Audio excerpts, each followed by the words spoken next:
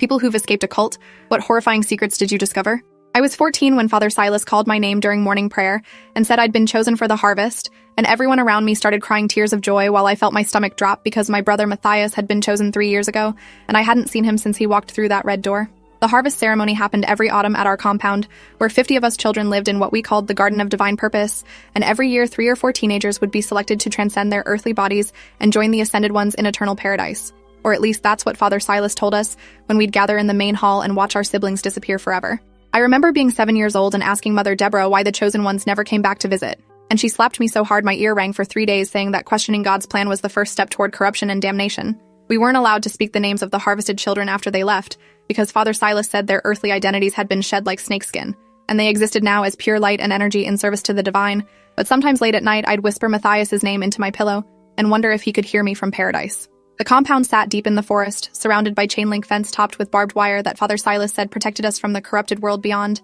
but I'd always wondered why paradise needed fences and locks, and why the gates only opened outward, never inward, and why none of the adults ever seemed to leave even for supplies. 3 other children were chosen with me that year, and I remember their faces going pale when Father Silas called their names during the selection ceremony, because everyone knew being chosen was supposed to be an honor, but none of us looked honored. We looked terrified. Naomi was 15 and had the most beautiful singing voice, and she'd led our evening hymns since she was 10 years old, and when Father Silas placed his hand on her head to bless her, I saw her flinch like she'd been struck. Thomas was 16 and could recite every verse of the sacred texts from memory, and he'd always been Father Silas's favorite during lessons. But now he stared at the red door with this expression like he was looking at his own grave. Little Iris was only 12 years old, and that scared me most because the harvest usually took teenagers. But Father Silas said she had an old soul ready to transcend, and when her name was called, she started crying so hard that Mother Deborah had to carry her out of the hall. We were taken immediately after the ceremony to the purification chambers beneath the main building, and I'd never been down there before because only the chosen ones entered those rooms, and I remember the smell hitting me first, something chemical and metallic that made my eyes water and my throat close up.